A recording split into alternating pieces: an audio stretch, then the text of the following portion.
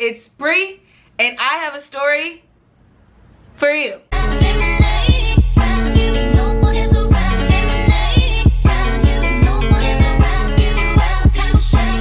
So it's come to my attention that some of you guys are not seeing my content because maybe you subscribe to me from one story time or the other, and I've been giving most of my energy and most of my focus to reactions, and you guys end up living life without Bree, and that's not my goal. My goal is for you guys to go everywhere with Bree in your pocket. I literally promise to balance it out more for you guys and do more story times because those are fun for me. So today I'm gonna tell you guys a story that my friends told me not to do. I've been thinking about doing this story for a while. My friends were like, no, it's too personal. Wait till you get bigger, but shit, I could do it now and maybe this will make me big. Now, I will say that this story is a little overrated. You know, it's kind of like a played out story time, but this is literally the life that I lived, and I feel like it's a good story to tell, and I'm over it. So today I'm going to tell you guys about how I catfished and the years that I catfished for money. So before I even get into this story, you already know what it is. You need to go ahead and click that red button and subscribe. Don't forget to click that bell for notifications because you're gonna want more of Bree after this. So just go ahead and knock that out real quick. So this story starts in 2015. And in 2015, like, I don't really know what I was going through with my aunt. Like, we were definitely having a power struggle during that time. She was still paying my phone bill. She was doing like a lot of stuff, and she wanted me to start helping, and I didn't understand why she wanted my help because she was like grown and had a job for like years, and I was like just starting my life, and I didn't understand why she wanted me to take my money and pay bills with it. Like, I should be taking my money and like looking good and getting designer, and my priorities was like, you know. So because of that, me and my auntie was going at it a lot, and at the time, like, if you guys saw the story time where I tell you guys how I lost all my friends, I admit in that story time that during that time in my life, I just wanted to clout chase. Like, I just wanted to party. I just wanted to be a socialite. So, I mean, it kind of made sense how, like, when I started beefing with my aunt about, like, paying for things like toilet paper or, like, dropping on the Wi-Fi bill, when we started to argue about stuff like that, you know, a person with common sense will go get a job, but I didn't feel like going to get a job. Like, I still to this day don't like working. So I don't want to say that I hated working because I had a job. So I was working at a mall, and then at the time, one of my best friends was like, you should sign up for Seeking Arrangement. I'm going to go to Hard Summer. Do you want to go? And I was like, I don't have the money for that. Like, my checks suck. And she was like, oh yeah, just get on Seeking Arrangement. You'll get the money for the ticket. And I thought she was lying. And so I didn't sign up. I'm like, nobody's going to give me $300 like to go to a festival. And she ended up going. She got on Seeking Arrangement. She got her money and she went. And that's kind of what made me want to dip my toe into the sugar world. So that's where my interest in sugaring even came about, because I saw the results of it. Okay? So I signed up for Seeking Arrangement as myself. Now, I'm debating if I want to do story times about being a sugar baby because I don't want to promote that lifestyle. But I will say that my experience on Seeking Arrangement as myself versus when I was catfishing, it got to do with this. The offers that I was getting as myself on Seeking Arrangement as a black girl, they was weak, they was sour, they was like, this isn't even more than a check I'm making, and I'm making minimum wage. Like, so that was just canceled. And one day I was just in the car with my homegirl, and I was like, damn, like, I should make a profile as a white girl.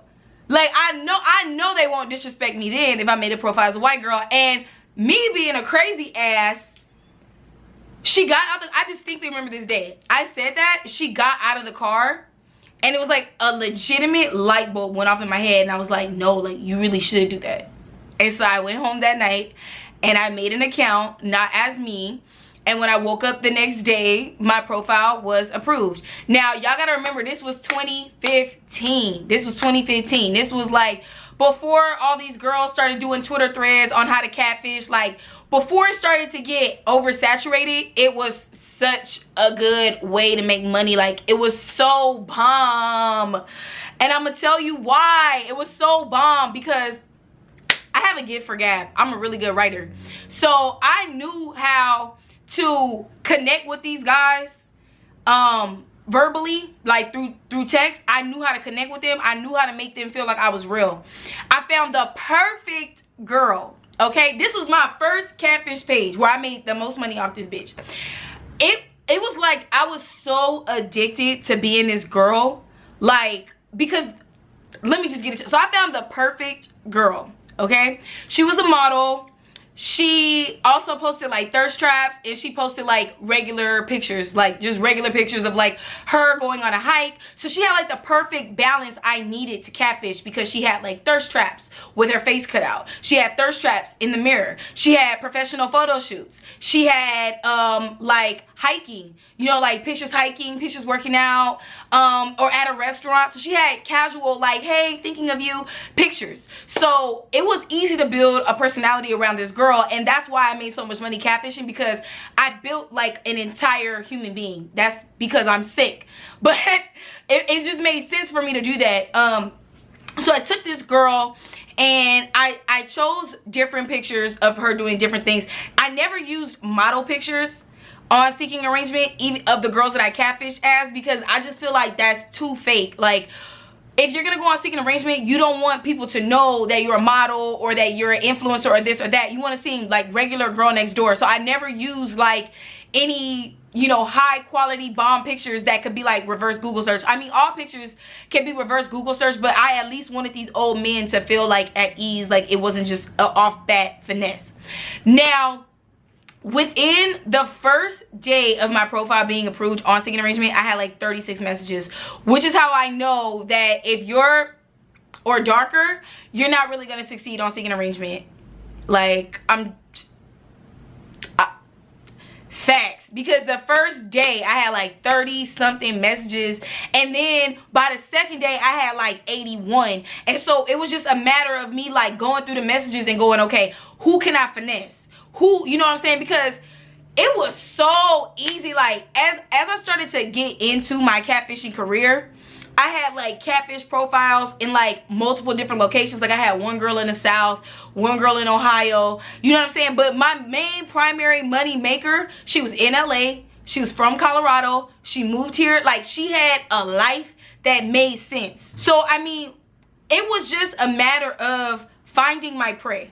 So sometimes I would feel overwhelmed, and this ties into one of the reasons why I stopped catfishing, besides the fact that it just got burnt out. Like, nobody was falling for it anymore, but it's just, it got draining talking to all these different kind of sick ass guys all day.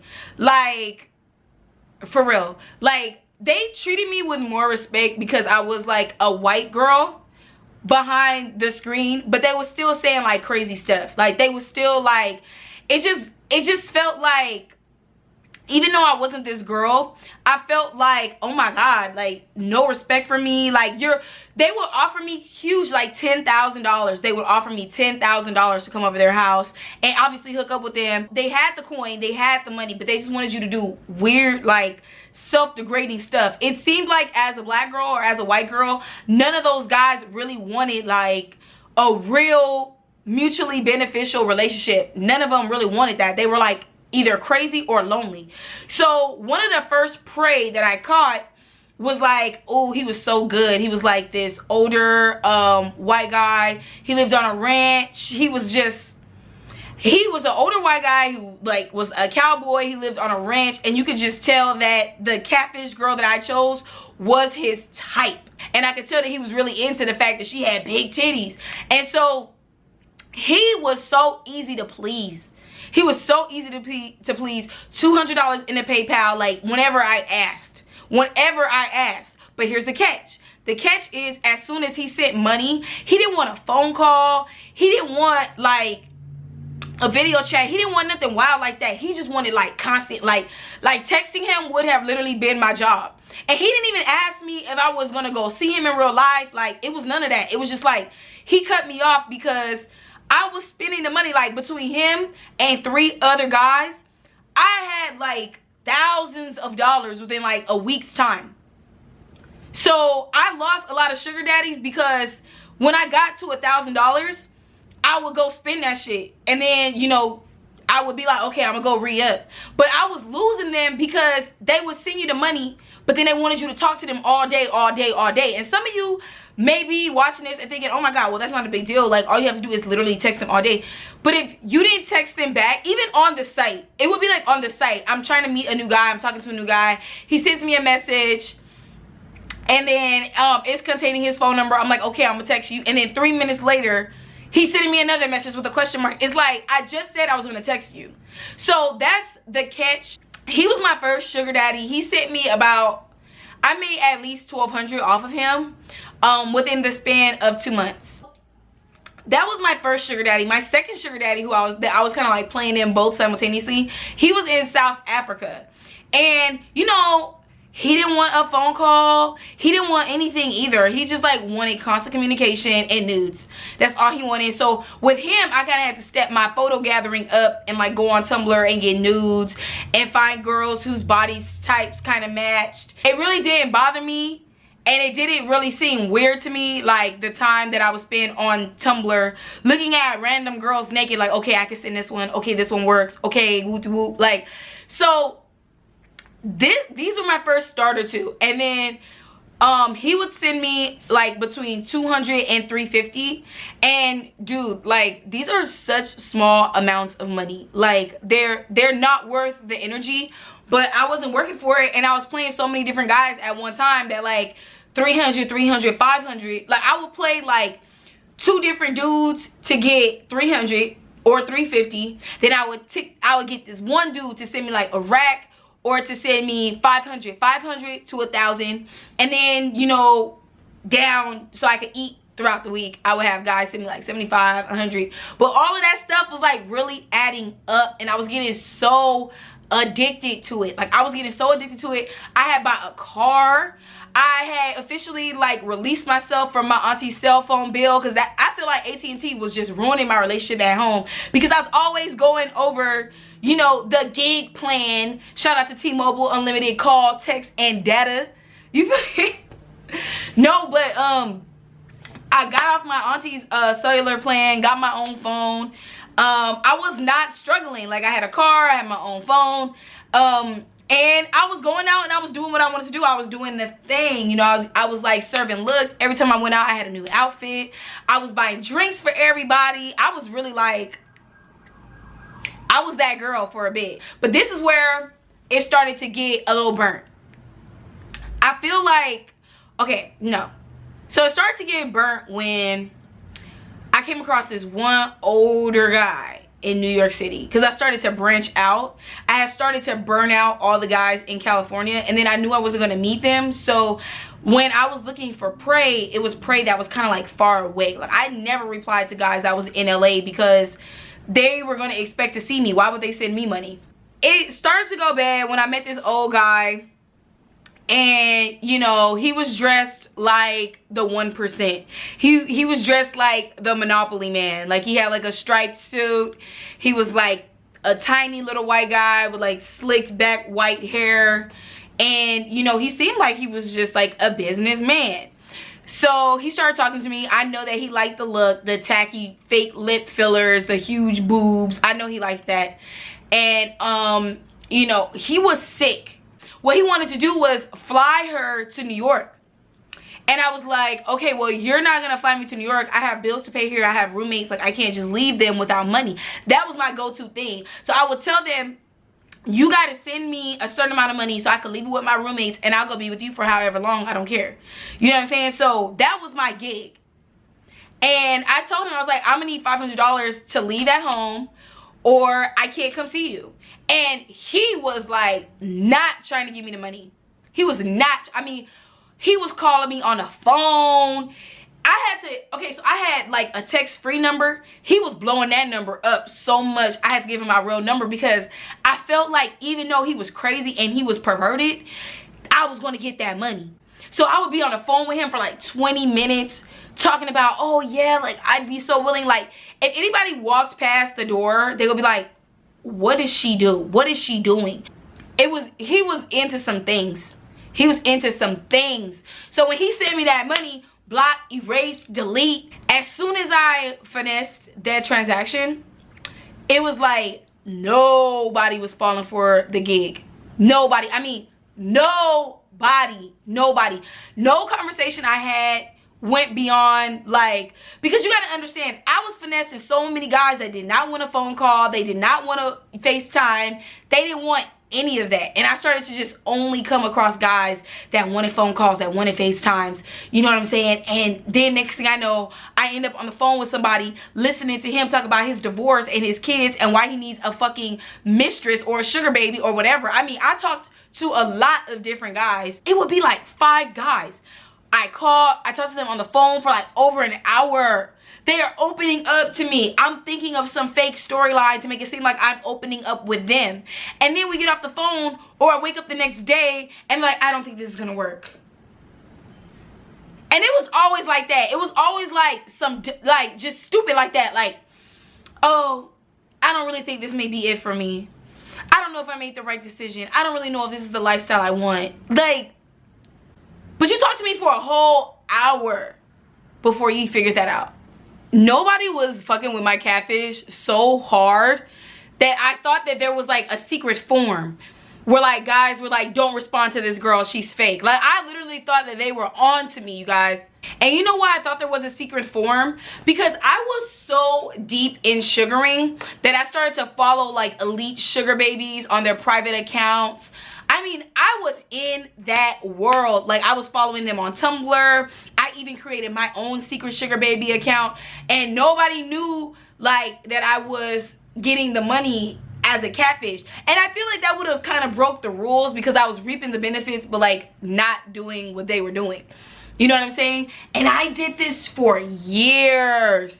Like, okay, so it got to the point, I feel like just a lot of people started to report my account. Because I would block their number, but I wasn't smooth enough to like go back and block their profile. I mean, probably the ones that were more connected to me, I blocked them. But I'm pretty sure that they could still report me regardless. And yeah, my account got reported. But let me tell you about Seeking Arrangement. Even though my account got reported and suspended, I can still log into that bitch and they'll let me use it again, but I would have to pay. So they didn't even really care that I was catfish, and they were just like, okay, so you're gonna have to give us a cut and pay for a monthly membership. I wasn't willing to do that, so I made another girl. And you know, the other girls that I made after this particular catfish, they just didn't live up to that girl. You know, like, that girl bought me a car, that girl helped me gain my independence, and that girl gave me a consistent cash flow. Now, what I will say is that karma bit me in the ass for real. Like, karma came back. I mean, my car broke down. I got kicked out of my house. Like, I got karma for sure. My own relationship with my boyfriend, because I had a boyfriend at the time, and he just didn't understand the whole thing. Like, he was just like, why are you trying to finesse these old people for money? And then I will come with like this like feminist empowered rant about how like if they think that they're gonna do some sick stuff, they deserve to be catfished. And it was like, you are not supposed to decide that you get to be somebody else's karma. That's not how karma works. Like, you don't meet people and decide, oh yeah, like, I'm doing this because I'm your karma because you probably fucked over somebody before. No, like, that's not how life works. Like, and I can only say that because I got my karma. Like, I finessed so many lonely men who really wanted a companion and who really thought that I was gonna come out of money. And I didn't even have bills yet. Like, if I was doing it now to keep a roof over my head and keep my Wi-Fi, keep my AC, like, if I was doing it now, it would make sense. But I was just doing it back then just because. That's why I wanted to go ahead and tell this story, because I feel like it's really, really interesting. Like, it's crazy how I finessed and I got what I wanted, but I lost it all. So was it even really worth it? Like, I could have just went and got a job. So that's a really quick little story time I wanted to tell you guys, to give you guys more of an insight into how crazy I am and how little fucks I actually give. And I guess, I don't know, I guess I'm just starting to become interested in telling you guys more and more about the dumb stuff I've done. Like, that's the only way we could bond. That's the only way we could become friends, by knowing my emotional trauma. If you guys like this video, go ahead and turn that thumbs up below. Support your girl. Get those fingers moving and share your emotional trauma in the comments below.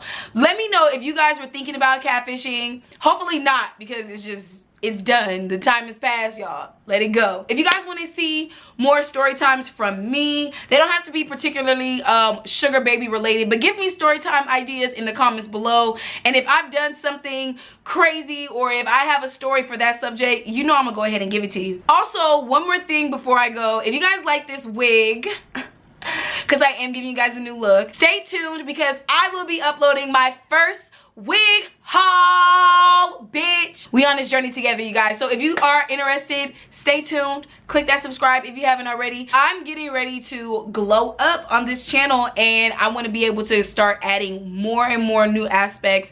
And I'm passionate about serving looks, so I might as well go ahead and bring you guys with me on that journey. Stay tuned for that video because I will be uploading all information on this hair in that video, and it should be up after this one, so stay tuned. I love you guys, and I'll see you in the next video. Till next time.